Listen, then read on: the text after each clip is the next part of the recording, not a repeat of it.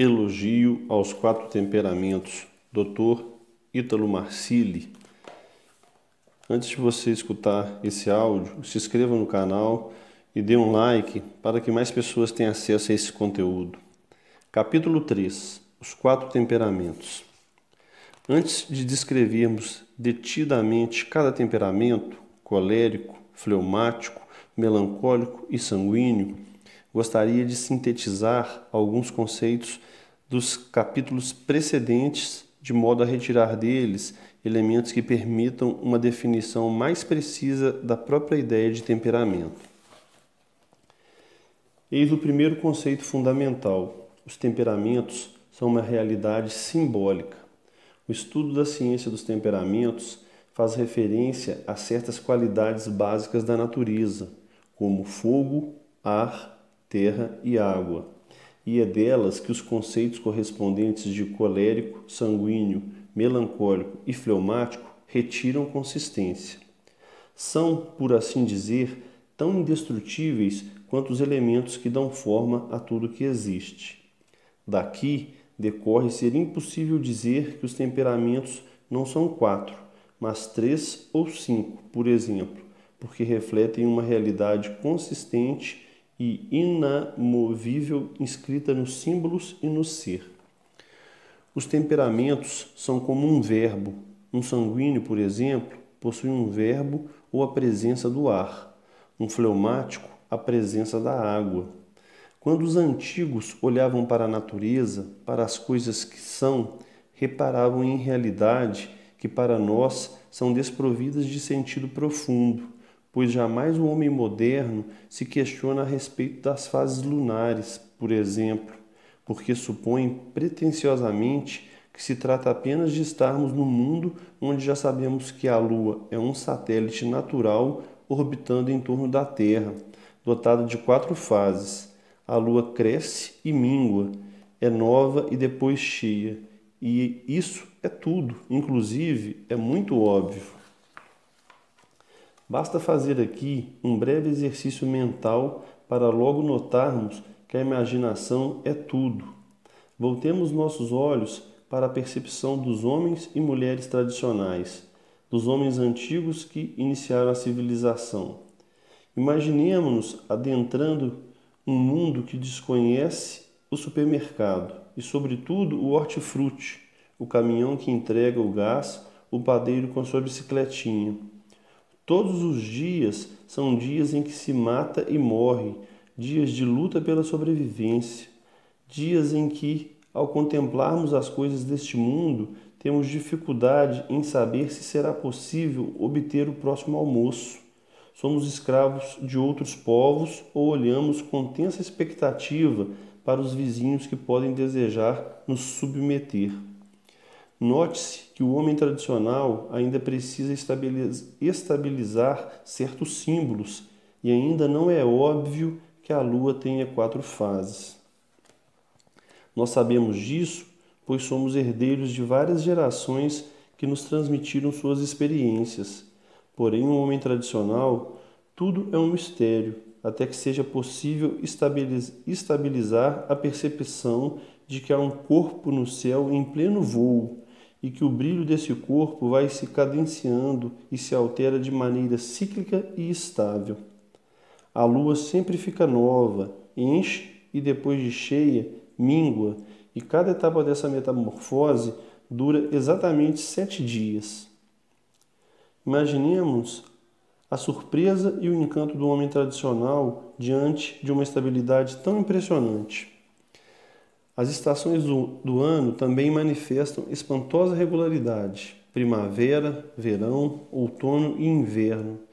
Estranhamente, o frescor da primavera se repete, a amenidade desenganada do outono nos persegue ano a ano, aquele frio do inverno sempre retorna e depois de uma longa espera, o calor cortante do verão agride nosso corpo inelutavelmente. Temos dificuldade em experimentar esse sentimento de espanto e surpresa diante da realidade. Nosso mundo é o lugar onde tudo isso está estabilizado. Estas observações nos parecem desimportantes, porque não mais dependemos delas para sobreviver. Valorizaremos nosso trabalho, nossos amores, filhos e não há problema algum nisso.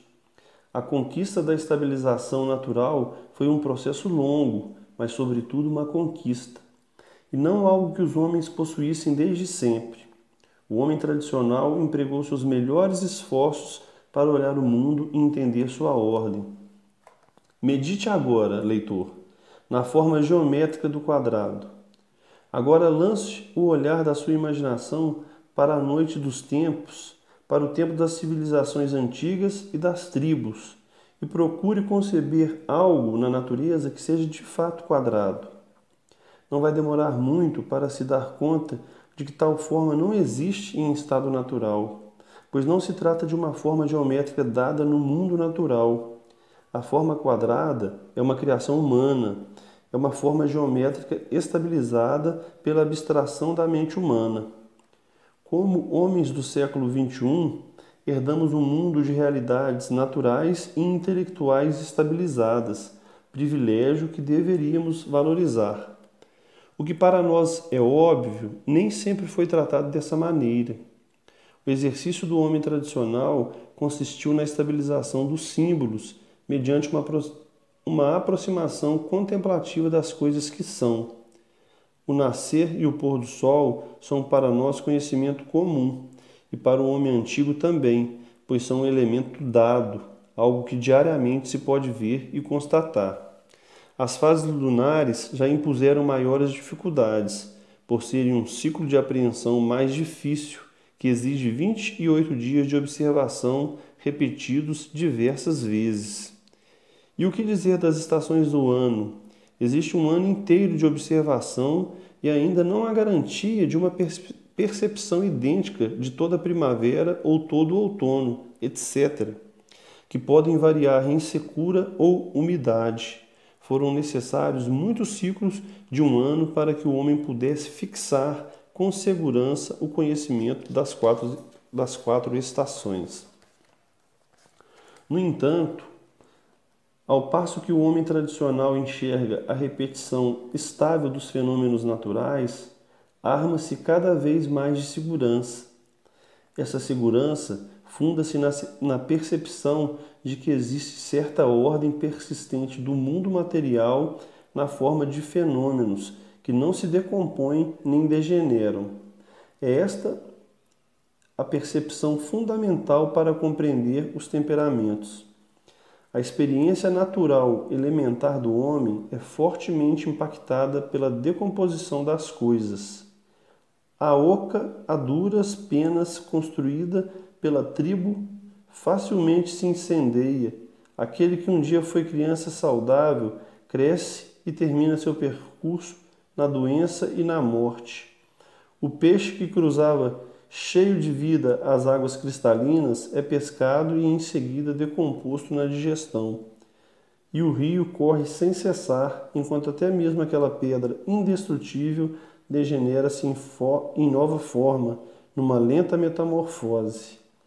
A experiência primária do homem em sua relação com os elementos materiais deste mundo é a experiência da impermanência, da corrupção. A maior parte das coisas materiais se decompõem, quebram, degeneram, enferrujam, somem, são digeridas, transformadas. Porém, como vimos há pouco, nem tudo é assim. Algumas poucas coisas permanecem consistente e ciclicamente. Uma delas é o Sol, que nasce insistentemente todos os dias no horizonte, oferecendo-nos a aurora, aquela coloração rósea que Dante viu clareando o firmamento e o levou a subir o monte conduzido por Virgílio. Insistentemente, o Sol roda por cima de nossas cabeças, por cima da abóbada e se põe gentilmente num espetáculo maravilhoso. A Lua também roda, nós a vemos cada hora em um certo lugar do firmamento. Já é mais, por assim dizer, temperamental. A Lua não está rodando exclusivamente como que no topo do céu. A lua tem seus ciclos, roda cada um de modo diferente. E de 7 em 7 dias muda de tamanho, vai progredindo num tamanho até chegar a ser cheia e depois minguando até ser vazia ou nova. Captar tais realidades nos dá certa estabilidade. É possível imaginar e começar a vislumbrar a persistência ou a duração, o anseio, enfim, de todo ser humano. O homem quer durar. Até o homem que não queira durar em si mesmo, isto é, que não almeja uma duração na eternidade, ainda assim sempre deseja, no mínimo, a permanência daqueles momentos de felicidade e esperança. Mas nossos momentos de felicidades são fugazes, duram e somem, duram e minguam, aparecem como orvalho que escorre feito lágrima por uma pétala de flor, e o que foi alegre se transforma em melancolia. Todo momento de felicidade, esperança e euforia muda de tamanho. E esses momentos que dão ânimo à maior parte das vidas humanas, mas são, como diz o poeta, como a pluma levada pelo ar, de vida breve, e por isso precisa de vento incessante. E mesmo o sofrimento, quando já começa a se ajustar à nossa vida como um hábito, convertido como que num amigo íntimo, é surpreendido por um sorriso, uma promoção inesperada no trabalho, um amor antigo reaparecido, um amor presente renovado. Aquele lugar de sofrimento a qual nós acostumávamos, novamente é transformado numa insuspeita felicidade que tememos de perder. Eis a dinâmica do ser humano. Esta mudança e reconstrução está inconsistente interior. Não há o que lamentar. É assim que as coisas funcionam aqui embaixo. No entanto, quando o homem nota que mesmo neste mundo material marcado pela impermanência existem realidades constantes, abre-se em sua alma uma esperança de persistência e duração. Sigamos em busca da permanência e ordem do mundo. Ao nascer do Sol, os ciclos lunares e as estações do ano, mas também há outros planetas que sempre giram no firmamento. Saturno, desde sempre, lá está. Lá Mercúrio também está rodando. Folheamos as páginas de um livro em nosso quarto à noite, enquanto lá fora a Via Láctea, como um palho aberto, cintila. Alguns pontinhos luminosos se destacam e se movimentam, e também ciclicamente. Nós os chamamos de planetas, e cada um tem características e brilho próprio, tamanho e forma. Voltemos aos tempos imemoriais do passado para imaginar a esperança que se abriu no coração do homem tradicional quando notou que há coisas neste mundo que persistem e duram, como os planetas que compõem uma extraordinária ordem no cosmos. Todas essas coisas que persistem e duram também são. O Sol é, a Lua é, essas coisas têm ser. Também o homem é, também é material, dotado de carne, ossos, sangue. Todas essas coisas possuem ser. O homem e os planetas, o homem e o Sol, o homem e as estações do ano. Um ser material é presença de algo. Se a estação do ano é um ser, também é presença de algo. Estamos presentes neste mundo. Todos os seres, o homem, os astros e as estações que aparecem numa presença material são um verbo material. Do que se trata esta presença? Qual é a tendência material que há dentro de nós, de forma que saibamos de que modo esta matéria se manifesta? De que maneira esta matéria aparece? Quando olhamos para as coisas materiais, notamos que não são todas semelhantes. Há as mais consistentes e duras, há outras mais moles, outras mais densas e outras menos densas, umas que evaporam e outras que caem. Diante dessas perguntas, a ciência dos temperamentos vem em nosso socorro. O homem é material e possui, portanto, um verbo material, um certo modo de falar, de se manifestar, que se assemelha a outras coisas materiais. Mas as coisas materiais são distintas entre si. E quando voltamos a atenção para elas, percebemos que manifestam 4 tendências básicas. A percepção dessas tendências básicas é o motivo pela qual podemos afirmar categoricamente que o temperamento existe e é uma realidade no homem, tal como é também realidade em todos os seres materiais. No homem, porém, ele tem repercussões psicológicas, existenciais e biográficas, que podem ser de grande auxílio para a nossa orientação na vida. As 4 tendências que existem na matéria se dão em 2 eixos. O primeiro é o eixo vertical, que representa, de um lado, os seres que têm uma tendência à expansão, à dispersão, ao crescimento. De outro lado, há uma existência de materiais que têm tendência à contração, à gravidade, à permanência. Chamamos as 2 qualidades, respectivamente, a expansão para cima e a contração ou permanência para baixo, de quentura e frieza. Isso significa que há elementos materiais em cada uma dessas qualidades.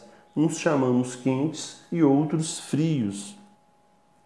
Aqui, a ciência simbólica mostra toda a sua solidez e beleza, pois se funde numa observação consciente da realidade e exige um olhar especial para as características objetivas dos seres, para a interação do homem com os elementos da natureza e para a interação do homem com seus próximos. A ciência dos temperamentos, de algum modo, funda-se numa obrigatória contemplação amorosa do mundo criado. Para captar o ser das coisas é preciso amá-las. O dia ensolarado de verão convida a desabotoarmos os casacos, a sair de casa e andar nas praças, a buscarmos movimento e luz. A quentura faz expandir, convida-nos à expansão. O frio, por sua vez, enquanto qualidade da matéria, convida-nos à concentração. O dia mais frio do inverno nos coloca enrolados em agasalhos e cobertas, imóveis, recolhidos. O mesmo se pode dizer do outono, junto do inverno, numa estação fria do ano, porque também essa época nos convida ao recolhimento. É importante exercitar sempre a imaginação para reconhecer estas propriedades básicas o tempo todo. Não é absurdo afirmar, portanto, que após observar com um pouco de sensibilidade, seja possível dizer algo a respeito de um homem ser quente ou frio. Todo homem comunica aos seus próximos as próprias qualidades, seja pelo comportamento, pelo modo da fala ou por movimentos sutis da sua vida interior. Uma pessoa quente é aquela que possui a necessidade de expansão. É um homem dotado de habilidades sociais. Por exemplo, dada sua natural expressividade expansiva, gesticulação desenvolvida, fala e pensamento. Cabe observar que tais qualidades, em casos concretos, nem sempre são evidentes e guardam nuances, por se misturarem com elementos biográficos. É possível a quem tenha em sua natureza a predominância do quente ser um homem tímido. Neste caso, o tímido pode ter dificuldades sociais exteriores, mas interiormente sofrerá movimentos expansivos, à maneira de uma panela de pressão. Reforça-se então a necessidade de uma percepção apurada para definir essas características em casos específicos. O homem quente padrão aborda as situações sociais com cumprimentos, sorrisos, dirigindo-se a todos e em pouco tempo já reúne em torno de si um grupo falante e divertido sob sua liderança. O homem quente e tímido manifestará escapes de comportamento, eventuais demonstrações súbitas de sua quentura em resposta à necessidade de expansão, mas em intervenções desajeitadas pela falta de traquejo social. Não consegue, mas precisa se manifestar. O que fazer? Ora, há de buscar as crianças, diante da incompetência em abordar adultos e a necessidade de expansão, virará o bobo animador das crianças. É um homem com necessidade de expansão, mas sem a posse das ferramentas da vida adulta, e por isso ainda se vê vencido pela timidez. Quando não há crianças, é certo que procurará os animais. Imaginemos agora outro convidado da mesma festa. Ele chega discretamente, cumprimenta a todos e se posiciona tranquilo numa roda de amigos, ouvindo e sorrindo. Não há nele nenhuma necessidade de ser o centro das atenções, de contar um caso, de iniciar uma conversa. Sorri e escuta a todos, com uma taça na mão. Este homem, do tipo frio, sem o problema da timidez. O homem com a qualidade fria fica bem onde está. O frio permanece, concentra, não tem a necessidade de expansão ou fuga. Pode ocorrer que este homem, de tipo frio, seja culto, tenha uma personalidade bem desenvolvida e por isso não deve surpreender que tenha algumas habilidades sociais. Sua fala, porém, não é uma necessidade, mas um tributo à dinâmica social que de um modo maduro ele domina. Ser um homem frio não significa ser sem graça ou antipático. A antipatia e a irritação não são qualidades do temperamento, mas sim traços oriundos da cultura e educação. Não há vantagem maior em ser quente ou frio, mas sim em ser um homem autêntico. Os temperamentos só marcam a parte fixa que pertence à natureza particular de um homem, e muito pode se construir em torno deles. Um homem do tipo quente pode ser absolutamente incômodo ao dar vazão incessante à urgência de expansão, mas pode ser também a alma da festa e ser disputado entre todos como uma boa companhia. Tudo depende da composição entre as características dadas do temperamento e a decisão livre do homem em formar sua personalidade. A quentura e a frieza não possuem qualidades intrinsecamente boas ou más. O temperamento, portanto, não determina o homem. O indivíduo do tipo frio apenas possui uma tendência natural à concentração, que pode ser temperada por fatores culturais, educacionais ou biográficos num sentido pessoal, como de ser alguém divertido, porém sem a necessidade de expansão. Na nossa festa imaginária, ele pode lançar um excelente comentário em uma roda, contentando a todos e voltar imediatamente para o seu lugar. A quentura e a frieza são qualidades de manifestação que podem ou não se manifestar num homem, a depender de sua biografia. É importante agora lembrar-se da distinção entre temperamento e personalidade, que fizemos no capítulo 2. O temperamento é uma tendência de manifestação. Se tal tendência é manifesta ou não, de que modo é manifesta ou se torna formas virtuosas ou viciosas. Tudo isso depende de elementos exteriores, como o grau de cultura e educação. É precisamente por isso que não passa de tolice especular quanto a temperamentos melhores e piores. Tendo compreendido o significado destas duas propriedades, a quente e a fria, está aberto diante de nós um panorama ilimitado de analogias. A ciência dos temperamentos pode ser um recurso para um melhor desempenho de nossas relações pessoais, por ter serventia na compreensão do outro. Vejamos um exemplo. Uma mulher do tipo quente começa um namoro com uma pessoa fria. Certo dia, já pelo segundo mês do relacionamento, saem do carro sem um destino definido. Para o indivíduo frio, que tende à concentração e não tem necessidade de expansão, isto é, de emitir opinião, o destino é indiferente. A mulher do tipo quente, magoada, entenderá aquele gesto como desamor e indiferença, enquanto na verdade seu parceiro ama intensamente, mas o faz à maneira de um tipo frio. Uma característica ou qualidade humana lida com desatenção num momento específico pode ser motivo de desavenças e decepções vãs. A pessoa quente, por sua vez, ao se expandir, tende a falar o que lhe veio à cabeça. Em momentos como o do nosso passeio de carro hipotético, um tipo quente pode assumir a posição da parte mais interessada na relação, dada a urgência em propor e opinar. No entanto, o centro de uma relação amorosa em nada se identifica com esse tipo de proposta acidental para um lanche ou programa de lazer.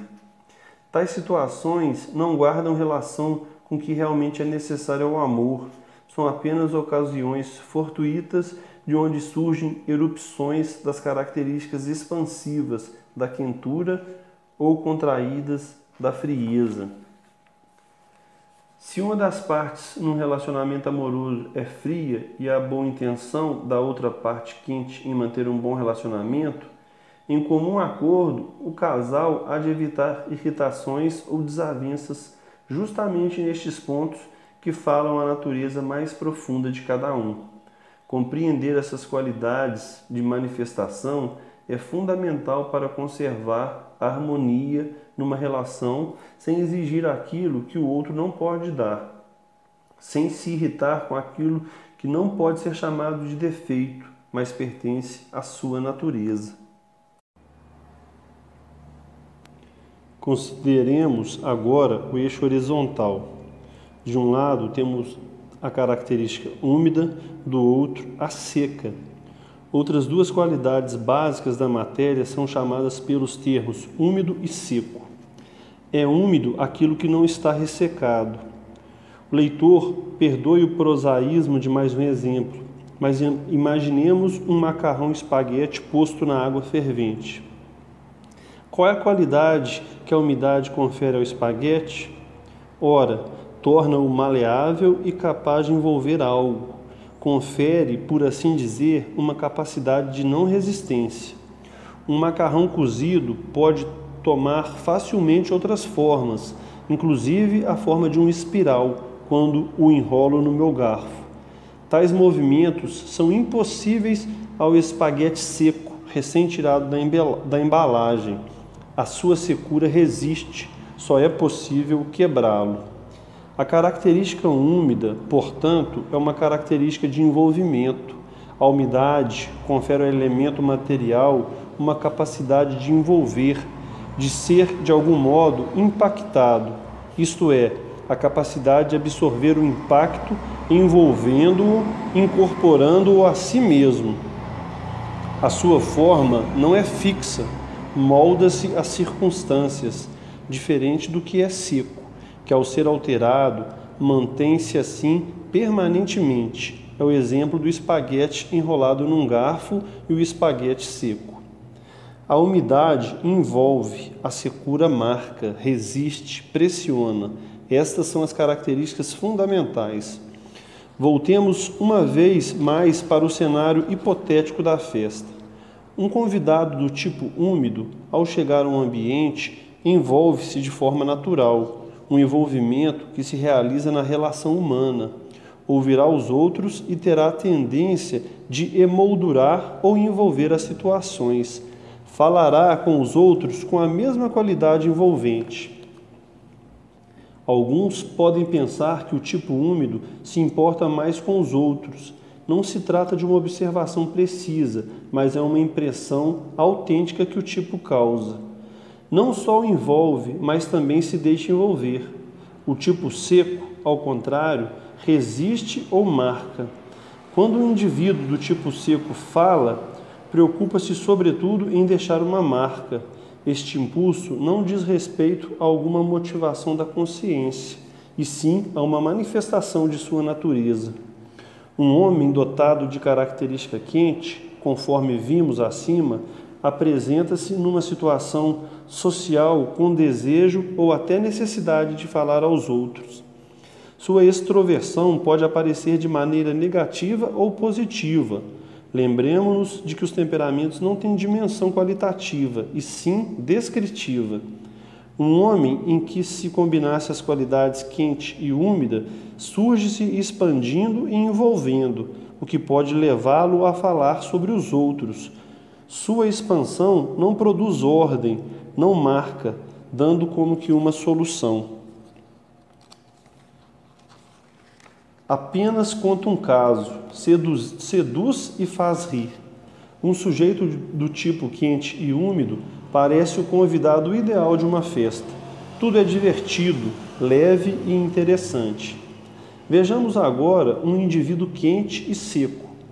É alguém que se expande, deixando uma marca, dando um comando, conduzindo, sugerindo, sem deixar afetar. Reparemos que o tipo quente e úmido também se expande, mas ao fazê-lo, deixa-se afetar, deixa-se moldar. É também penetrado pelo próximo, que deixa nele uma marca. Enquanto se expande, deixa-se envolver. A maneira de expansão de um tipo seco é oposta, sempre deixa uma marca, não envolve os demais, mas a sua expansão produz um comando. É possível que esse movimento seja agradável socialmente, desde que o sujeito possua trato social. O tipo quente e seco possui uma rápida capacidade de adaptação a grupos que possuem gosto por serem afetados, por pessoas que anseiam alguma voz de comando, ordem ou guiamento. Por outro lado, este mesmo indivíduo terá dificuldades em lidar com uma roda de boêmios que ri relaxadamente de qualquer coisa. Quem bebe e procura apenas se divertir não tolera quem lhe pretende dar ordens, rompendo o relaxamento almejado. Um tipo quente e seco nunca experimenta a festa como festa, mas como um lugar propício para marcar alguma posição. O que se passa nessa mesma situação com um sujeito frio e úmido, ele concentra e envolve. Não tem necessidade de expansão ou fala, mas envolve, ou seja, não se deixa afetar pelos elementos externos. Está concentrado, às vezes desligado. Afinal, os elementos externos têm de nos abalar de algum modo e também envolve. Na festa, o frio e úmido pode manter-se discreto e não negará atenção a alguém mais velho que o aborde contando histórias ou casos antigos. Ele dá atenção para o convidado que todos rejeitam, envolve-o e concentra-se naquela peça deslocada. Deixa-se impactar por ela. Essa tendência pode agradar muito socialmente, porque todos apreciam uma companhia atenciosa. Resta-nos observar o tipo frio e seco. O frio concentra, o seco resiste. Quando entra na festa, produz um efeito análogo ao do elemento terra. É estável e, tal como a terra, quando alguém deixa nele uma pegada que ali permanece inamovível, também assim fica impressionado, impactado pelos outros. Essa marca é diferente de um envolvimento, é antes uma resistência. A forma que dão ao barro numa escultura é resultado da resistência da terra à ação do oleiro. A terra é justamente o elemento natural que simboliza a junção da frieza e secura. O seu oposto, que representa o calor e secura, isto é, o que se expande deixando uma marca, é o fogo. Quando há um incêndio numa floresta, o fogo se alastra, expansão, e ao se extinguir deixa uma marca. Aquilo que expande e envolve sem deixar marca ou devastação, aquilo que é quente e úmido é precisamente o elemento ar. Compreender essas qualidades de manifestação é fundamental para conservar a harmonia numa relação. O composto entre a umidade e a frieza remete-nos a outro elemento material. O frio é o que repousa e o úmido é o que envolve. Estamos diante do elemento água. A água não só envolve o que toca, mas toma exatamente a mesma forma do seu recipiente. Envolve e não marca, e depois que deixa de ser informada, estimulada, tende sempre ao repouso. A partir daqui, já é possível captar simbolicamente algumas realidades. O homem é um ente material, portanto feito da matéria, carne, sangue, osso. A matéria aparece com uma das duas tendências contrapostas que somam 4. Então o homem pode ter uma tendência para a quentura ou para a frieza, e uma tendência para a umidade ou para a secura. Da composição dessas qualidades, chegamos ao diagnóstico do temperamento. Quando alguém é estimulado, quando o convidam a algum lugar ou receber uma notícia, etc., a depender da velocidade com que reage, se com rapidez ou lentidão, podemos identificar nele uma característica, respectivamente, quente ou fria. Uma vez estimulado ou impressionado, se o tempo decorrido para retornar ao ânimo interior for longo ou curto, se tal estímulo deixou uma marca por muito ou pouco tempo, vai se definir, respectivamente, a presença da característica úmida ou seca.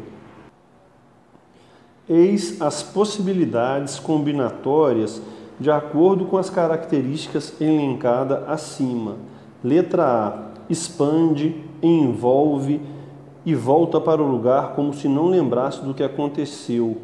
Ar.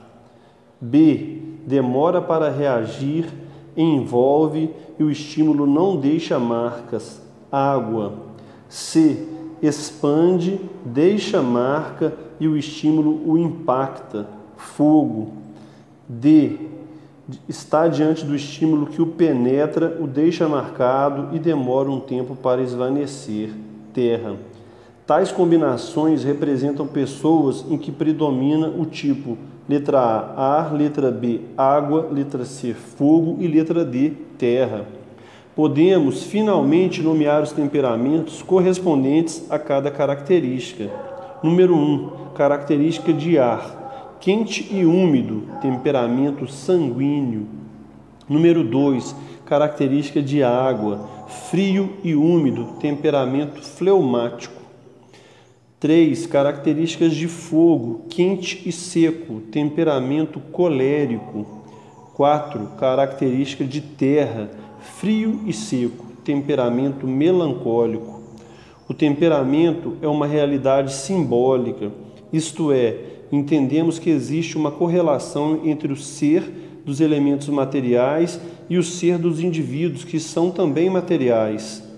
O homem possui presença de matéria, logo aparece nele a manifestação material de uma dessas 4 formas elementares de matéria. E um desses 4 modos, ou é o material que expande, ou é o que concentra, ou é o material que resiste, ou é o que envolve.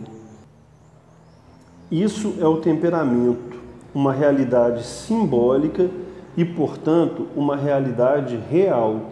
O símbolo é.